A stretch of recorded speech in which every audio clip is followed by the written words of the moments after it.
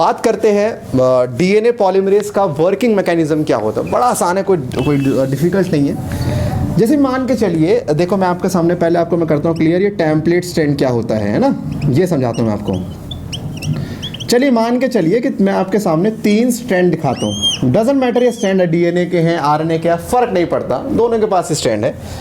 ए strand, B strand, सी strand. मैं क्या देखता हूँ, इसमें से बी वाले स्ट्रैंड के ऊपर एक नया डीएनए का स्ट्रैंड बन गया। बी वाले के ऊपर एक नया डीएनए का स्ट्रैंड बन गया, जबकि ए और सी पे नहीं बन पाया, जबकि मैंने मटेरियल तीनों को सेम दिया था।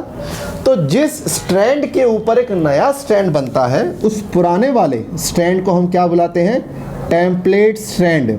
और जिनके ऊपर नया स्ट्रैंड नहीं बन रहा, वो कहलाते हैं नॉन टेम्पलेट स्ट्रैंड। तो अगर मैं कभी कह दूं कि फलाना एक टेम्पलेट स्ट्रैंड है, इसका मतलब सर उसके ऊपर एक नया स्ट्रैंड बनने वाला है। ठीक है, याद देखिएगा। अब मुद्दा ये आता है कि ये जो हमारा डीएनए पॉलीमरेज से काम कैसे करता है। तो ये जो सिंगल स्ट्रैंड होगा, देखिए सिंगल स्ट्रैंड कैसे होगा, ये सिंगल स्ट्रैंड में होगा क्या, यहाँ पर एक बेस होगा, यहाँ पर एक शुगर होगा, यहाँ पर एक फॉस्फेट होगा, फिर से एक शुगर होगा, फिर से एक फॉस्फेट होगा, फिर से एक शुगर होगा, फिर से एक फॉस्फेट होगा, और यहाँ पे शुगर से क्या लगा, फिर से एक बेस लगा है, यहाँ पे शुगर पे क्या लगा, फिर से एक बेस लगा है। तो मान के चलिए यहाँ पर ये 3 डैश है, तो यहाँ पर क्या हो गया 5 डैश। आपको पता है ना हमेशा 5 से शुरुआत करनी होती है। डीएनए पॉलीमरेज क्या कहता है, कहता है भाई ये काम करो फटाफट, मुझे डीएनए बनाने का है। तो मेरे सामने जैसे ही मान के चलिए मेरे सामने न्यूक्लियोटाइड पेश करो। अब मैं आपको बता रहा हूँ, अगर हमने एक्टिवेट नहीं किए होते न्यूक्लियोटाइड तो क्या होता। देखो भाई, बगैर एक्टिवेट हुआ न्यूक्लियोटाइड कैसा होता है सर, बगैर एक्टिवेट हुए वाले में एक बेस होगा, एक शुगर होगा और एक फॉस्फेट होगा, राइट। तो ऐसा क्या होगा, जब यहाँ पर आएगा तो न्यूक्लियोटाइड लग जाएगा, है ना। बता रहा हूँ विदाउट एक्टिवेशन वाला न्यूक्लियोटाइड कैसे काम करता है। ये लग गया, ठीक है। अगला भी कोई बेस होगा, शुगर होगा, फॉस्फेट होगा, अगला भी कोई बेस होगा, शुगर होगा, फॉस्फेट होगा। लेकिन अब दिक्कत सुनना, डीएनए पॉलीमरेज बोलेगा भाई तू लग तो गया, तूने पेयरिंग तो कर ली, लेकिन इस फॉस्फेट को शुगर से जोड़ूं कैसे मैं, क्योंकि इस फॉस्फेट को शुगर से जोड़ने के लिए चाहिए एनर्जी, और एनर्जी यहाँ है ही नहीं। इसका मतलब अगर मैं विदाउट एक्टिवेशन वाला न्यूक्लियोटाइड ले लूँगा ना, तो भाई न्यूक्लियोटाइड में गैप रहेगा हमेशा से। तो इसीलिए डीएनए पॉलीमरेज क्या बोलता है, भाई सुनो मुझे कृपया ऐसा न्यूक्लियोटाइड ना देना जिसमें एक फॉस्फेट हो, मुझे 3 फॉस्फेट वाला चाहिए न्यूक्लियोटाइड। क्यों चाहिए, आप सुनिए, मैं इसको हटाता हूँ ना, टेम्पलेट वाले को, इतना काम का ही नहीं है। अब मान के चलिए, अब आते हैं एक्टिवेट वाले। तो एक्टिवेट वाले में क्या होंगे, 2 फॉस्फेट लगे होंगे एक्स्ट्रा, है ना। एक्टिवेट वाले में 2 फॉस्फेट क्या होंगे, एक्स्ट्रा लगे होंगे। सुनिए, जैसे ही एक न्यूक्लियोटाइड लग जाता है एक्टिवेट वाला और दूसरा लगता है, ये आगे गधे के बच्चे, तो यहाँ पे ये फॉस्फेट और शुगर को जोड़ने के लिए एनर्जी चाहिए, तुरंत इस फॉस्फेट को यहाँ से निकाल देते हैं, और बदले में जो एनर्जी निकलती है उस एनर्जी से इनको आपस में जोड़ देते हैं। इसी तरह से इस फॉस्फेट को रिलीज करेंगे, और जो बदले में एनर्जी आई उसको इससे जोड़ देंगे। इसका मतलब जो डीएनए पॉलीमरेज है वो इस शुगर और फॉस्फेट के बीच का ये बॉन्ड बनाता है। भाई ये वाला तो अपने आप बनता है। यानी कि मैं अगर बोलूं डीएनए पॉलीमरेज का फंक्शन क्या है सर, वो एक न्यूक्लियोटाइड और दूसरे न्यूक्लियोटाइड में जो गैप होता है, दैट मींस फॉस्फोडाइस्टर बॉन्ड, वो उसको बनाता है। वो न्यूक्लियोटाइड के बीच के गैप को भरता है कौन, डीएनए पॉलीमरेज। ठीक है, तो आप याद रखिएगा। और हाँ, डीएनए पॉलीमरेज सिर्फ 5 से 3 की डायरेक्शन में काम करता है। डीएनए पॉलीमरेज सिर्फ 5 से 3 की डायरेक्शन में काम करता है। ये आप रट के आप ये रट्टा मान लीजिए इसका। ठीक है, चलिए अब बात करते हैं डीएनए रेप्लिकेशन कैसे यहाँ पर हुआ करता है। तो आप समझ रहे हैं, यहाँ पे ये हमारा हो गया 5 डैश, सामने क्या 3 डैश, ये होगा 3 डैश, सामने क्या 5 डैश, है ना। यहाँ 5 डैश, यहाँ 3 डैश, और आपको पता 3 डैश, और इस तरफ क्या आ गया 5 डैश। अब हो क्या रहा है बवाल, ऊपर एक डीएनए पॉलीमरेज आया, मूव करा टूवर्ड रेप्लिकेशन फॉर्क, नीचे वाला भाग गया, रेप्लिकेशन फॉर्क से दूर भाग गया। कहानी का ट्विस्ट तो अब आता है कि जब ये जो आपका हेलिकेज एंजाइम है, जो यहाँ पे भी स्टिल काम कर रहे हैं, ये हेलिकेज एंजाइम स्टिल अभी काम कर रहा है, ये हेलिकेज एंजाइम डीएनए को और खोल देगा। ठीक है, देखो वो आगे यहाँ बढ़ता हुआ आ रहा है और यहाँ से भाग रहा है, इतने में हेलिकेज ने डीएनए को और खोल दिया। और जैसे डीएनए को और खोलेगा तो सुनो क्या होगा, डीएनए को खोलते के साथ ही कहानी कुछ ऐसी हो जाएगी। डीएनए को जैसे ही खोला जाएगा, कहानी में ट्विस्ट देखना, भाई ये पुराने वाला डीएनए पॉलीमरेज देखो यहाँ पे पहुंचा हुआ है और जो नीचे वाले का डीएनए पॉलीमरेज यहाँ पहुंचा हुआ है, ठीक है। ध्यान से सुनो, अब असली कहानी अब आ रही है। तो क्या होता है कि जितने में ये इस वाले को कवर करता है, इतने में सामने सिंगल बेस और आ गए। अब डीएनए बोलता है, डीएनए पॉलीमरेज यार तुम इतना दूर आ गए हो, थोड़ा सा दूर और आगे आ जाओ, है ना भाई। जैसे डीएनए पॉलीमरेज ने डीएनए बनाया, इतने में सामने और नए बेस आ गए क्योंकि डीएनए और खुल गया। तो डीएनए रिक्वेस्ट करता है कि डीएनए पॉलीमरेज भाई तुम एक काम करो, थोड़ा सा यार और थोड़ा सा और आगे आ जाओ और हमारा डीएनए बना दो। तो यहाँ पे यही डीएनए पॉलीमरेज आगे और जाएगा। जब ये आगे और जाएगा तो इसी को ये कंटिन्यू कर देगा, इसी को क्या कर देगा, कंटिन्यू। नीचे वाले की सुनो असली कहानी। नीचे वाले तो बवाल ही अलग है। नीचे वाले में क्या है, नीचे वाले में कहानी यह है कि यहां पर डीएनए पॉलीमरेज आपका पहुंच गया। अब यहां पर आपको पता डीएनए का एंड है, यहां पे ये निकल रहा है, निकलने वाला है। तो डीएनए बोलता है भाई यार डीएनए पॉलीमरेज एक काम करोगे? कह रहा क्या हुआ? यार एक काम करो ना, तुम पीछे वापसी आ जाओगे क्या? कह रहे पीछे वापसी क्यों? अरे यार पीछे नए बेस आ गए। पीछे क्या आ गए? नए बेस आ गए। तब ये डीएनए पॉलीमरेज बोलेगा भाई मैं काम करता हूं 5 से 3 की दिशा में, मैं काम करता हूं 5 से 3 की दिशा में, और आप कह रहे हो मुझे पीछे आने के लिए। पीछे आने का मतलब 3 से 5 में आना, जो कि मेरी फितरत में नहीं है। तब डीएनए बोलता है भाई तेरे को दिक्कत क्या है? देख ऊपर वाले ने तो काम कर दिया ना। तो ये कह रहा भाई उसके पास जो नए बेस आए हैं वो उसी की डायरेक्शन में आए हैं, और मेरे केस में नए बेस कहाँ है? मेरी डायरेक्शन से उल्टी डायरेक्शन में आए हैं। यानी ये वाला पीछे अब नहीं जा सकता, तो ये यहाँ से निकल जाता है। इतने में नीचे डीएनए रो रहा होता है, कहता बताओ यार अब हमारे पास कोई है ही नहीं। तब यहाँ पर क्या होता है कि इसके ऊपर भी डीएनए बनाना है। तब यहाँ पर एक नया प्राइमर लाया जाता है। कौन सा नया? प्राइमर। और इस नए प्राइमर को पता ना कौन जोड़ेगा? प्राइमेज जोड़ेगा। यानी कि अगेन आपको डीएनए पॉलीमरेज यहाँ पे लाना है, और लाना है तो फिर से आपको क्या लगाना है? प्राइमर। तो फिर से यहाँ पर एक प्राइमर को जोड़ा जाता है। जब प्राइमर जुड़ जाता है फिर से एक नया डीएनए पॉलीमरेज आता है, और वो नया डीएनए पॉलीमरेज इसका डीएनए बना देता है। अब मान के चलिए यहाँ पर पहुँच गया, क्या पहुँच गया? डीएनए पॉलीमरेज पहुँच गया, ठीक है, कोई दिक्कत नहीं। असली जलवा और अब आता है कि हेलिकेज एंजाइम अभी भी काम कर रहा है, और जब हेलिकेज एंजाइम काम कर रहा है डीएनए और खुलेगा, और जब डीएनए और खुलेगा तो सुनिए कहानी क्या होगी। जैसे मान के चलिए ये कहानी होगी। लेट्स सपोज कि इस तरह से हम डीएनए को बनाते हैं,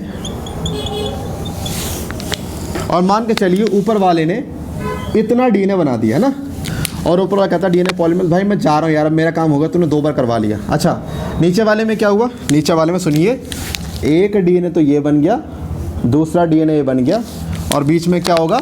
प्राइमर होगा, है ना, ये प्राइमर होगा, ठीक है। अब नंबर 1 वाला डीएनए पॉलीमरेज जा चुका है, नंबर 2 वाला डीएनए पॉलीमरेज का भी काम हो गया, वो भी यहाँ से निकल जाएगा। इतने में क्या हुआ? हेलिकेज ने डीएनए और खोल दिया। अब फिर से क्या हुआ? फिर से नए बेस आ गए। अब इस डीएनए पॉलीमरेज को बोलता है डीएनए यार बस अब की बार लास्ट कर दे, अब की बार लास्ट। कहता चल ठीक है यार। यही वाला डीएनए पॉलीमरेज इसी डीएनए को आगे और खींच देगा, और जब आगे और खींच देगा तो यही डीएनए कंटिन्यू रहेगा, हाँ कि ना। लेकिन नीचे वाले में क्या है?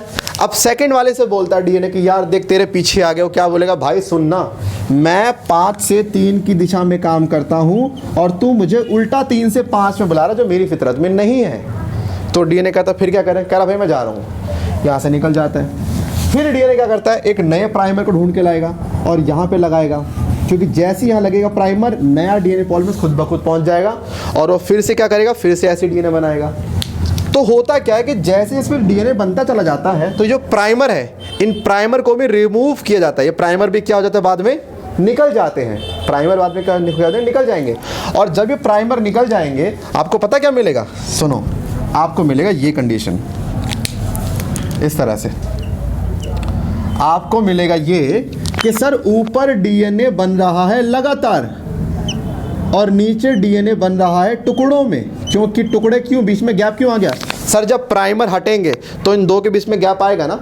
तो यहाँ पे जब प्राइमर हटते हैं तो आप क्या देखते हैं कि ऊपर का डीएनए तो बनता है कॉन्टिन्यूअस, लेकिन नीचे का डीएनए क्या बनता है? डिसकॉन्टिन्यूअस। मैं आपको बता दूं, इस डिसकॉन्टिन्यूअस डीएनए को सबसे पहले जिस साइंटिस्ट ने ढूंढा था उसका नाम था ओकाजाकी।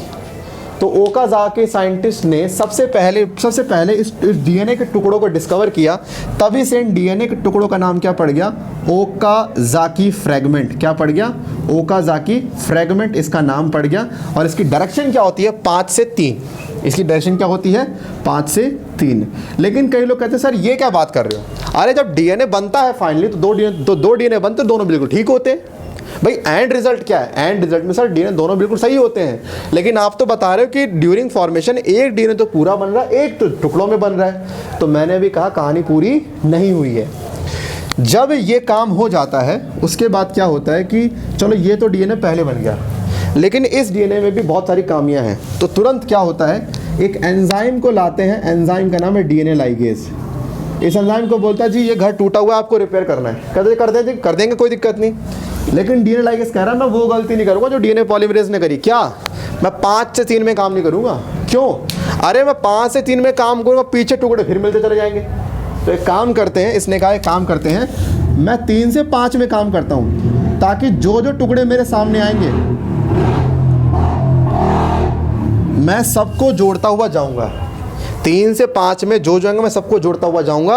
और यकीन मानिए डीएनए लाइगेज ही वो एंजाइम है जो सारे टुकड़ों को जोड़ देता है, और फाइनली इस वाले पार्ट का डीएनए आपको ऐसा मिलता है, इस वाले पार्ट का डीएनए आपको ऐसा मिलता है।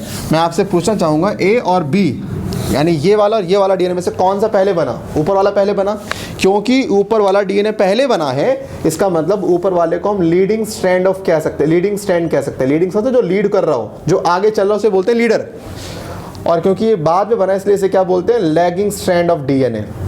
तो याद रखिएगा रेप्लिकेशन के अंदर जो है बहुत सिंपल, कोई डिफिकल्ट नहीं है, बहुत इजी सा मैकेनिज्म है। ठीक है, मैं आपको हल्का से एक बार रिकैप करता हूँ, हल्का सा रिकैप कैसे होता है। सबसे पहले डीएनए के कुछ ऐसे पॉइंट होते हैं जहाँ से रेप्लिकेशन शुरू होनी होती है, उन्हें बोलते हैं ओरिजिन ऑफ रेप्लिकेशन, राइट। उसे शॉर्ट में बुलाते हैं क्या, ओराई। और एक डीएनए पे ऐसे मल्टीपल ओराई होते हैं, राइट। अब इसमें से मैंने एक ओराई का एग्जांपल लिया है, वो उस ओराई की बात करें तो वो पार्ट जो है ना फूल जाता है, एक बबल के रूप में आता है, उसको क्या बोलते हैं, रेप्लिकेशन बबल। और ये रेप्लिकेशन बबल में फिर काम करते कौन, अनवाइंडेज और हेलिकेज एंजाइम। इस बात का ध्यान रखिएगा, जब अनवाइंडेज और हेलिकेज एंजाइम काम करते हैं, अनवाइंडेज तो डीएनए को अनकॉइल कर देगा, लेकिन जब हेलिकेज डीएनए को काटता है तो जैसे डीएनए खुलता है तो दोनों तरफ कॉइलिंग बढ़ जाती है, दोनों तरफ कॉइलिंग बढ़ जाती है। उस कॉइलिंग को ख़त्म करने के लिए यहाँ पर एक नए एंजाइम का यूज़ करा जाता है, इसका नाम है टोपोआइसोमेरेज। क्या नाम है, टोपोआइसोमेरेज। ये क्या करता है, जैसे रस्सी को बीच में से खोलेंगे तो दोनों तरफ कॉइलिंग बढ़ जाती है ना, तो दोनों तरफ कॉइलिंग बढ़ जाएगी तो डीएनए को और खोलने नहीं देगी वो। ये टोपोआइसोमेरेज क्या करेगा, जब आप डीएनए को खोलते हो तो जहाँ पे कॉइलिंग बढ़ती है उसमें से 2 स्ट्रैंड में से एक को काट देगा, सिर्फ एक को काट देगा। जैसे ही एक को काटेगा वो फ्री हो गया, वो घूमेगा, और जब तक घूमेगा जब तक कि सारा टेंशन निकल ना जाए। जैसे टेंशन निकल गया दोबारा स्ट्रैंड के सामने आएगा, डीएनए लाइगेज एंजाइम फिर से उसे जोड़ देगा। तो टोपोआइसोमेरेज का काम है जो भी कॉइलिंग इसमें बढ़ रही है उसको खत्म करते रहना। ठीक है, तो जब यहाँ पर आप देखेंगे हेलिकेज एंजाइम डीएनए कट कर रहा है तो उसका हाफ स्ट्रक्चर हम यहाँ देखेंगे। यहाँ पर क्या देख रहे हैं, जब डीएनए को हेलिकेज ने कट किया तो यहाँ पे दोनों जुड़ ना जाए इसलिए एसएसबी नाम के प्रोटीन ने इनको होल्ड कर लिया। उसके बाद क्या हुआ कि डीएनए रेप्लिकेशन के लिए वी नीड डीएनए पॉलीमरेज, और डीएनए पॉलीमरेज कभी अपने आप नहीं आता है, इसे लाया जाता है कैसे, इसकी महबूब माने प्राइमर को उठा लेंगे हम लोग, किसकी हेल्प से, प्राइमेज नाम के गुंडे से। प्राइमेज गुंडा प्राइमर को लाएगा और डीएनए के 3' के सामने लगा देगा। क्योंकि डीएनए के दोनों स्ट्रैंड के सामने एक नया स्ट्रैंड बनेगा, इसलिए दोनों स्ट्रैंड क्या हो गए, टेम्पलेट स्ट्रैंड हो गए।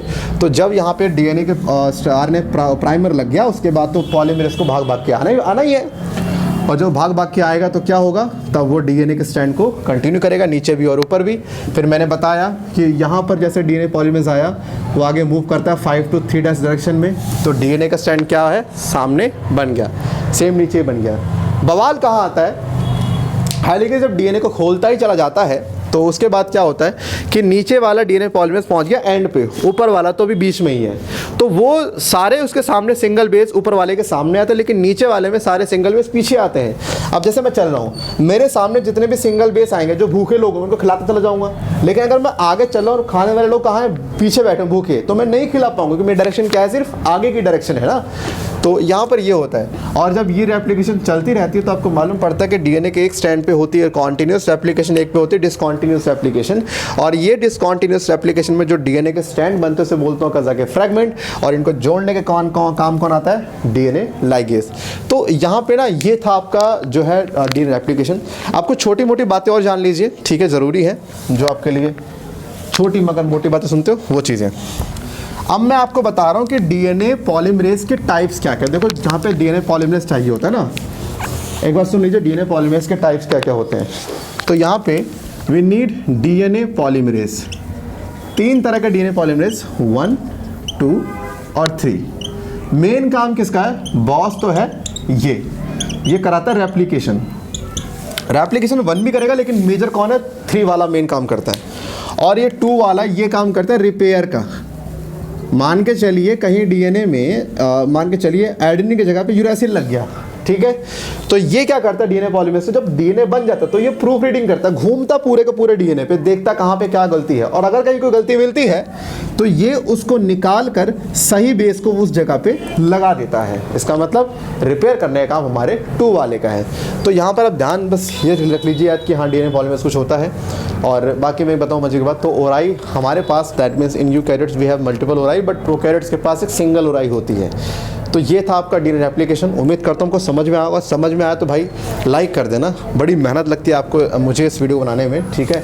आपका लाइक और कमेंट और शेयर ही मुझे जो है हिम्मत देता है। तो फिर मिलते हैं नेक्स्ट वीडियो में, जब तक के लिए सतर्क सावधान रहे। देखते हैं tata bye bye, love you all, bye bye.